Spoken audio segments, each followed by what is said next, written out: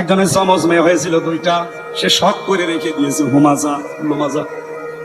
ওনার একদিন বললাম যে আপনার জোড়া মেয়ে ডবল মেয়ে হয়েছে, কি নাম রাখলেন? শুধু কোরআনের নাম। কি নাম? হুমাজা লুমাজা। আপনি কি জানেন এটার নাম অর্থ কি? না, কোরআনে পেয়েছি।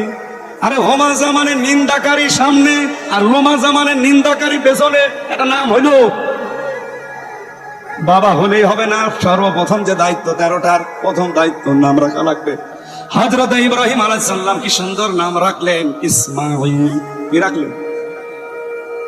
হযরত ইসমাঈলকে নাম রেখেই তিনি চিন্তা করেছিলেন, আমার সন্তান এখানে সবচাইতে প্রিয় হচ্ছে আমার এই সন্তানটা। বিয়ের 1 বছর 2 বছর 5 বছর না, 86 বছর পরে আমি পেয়েছি।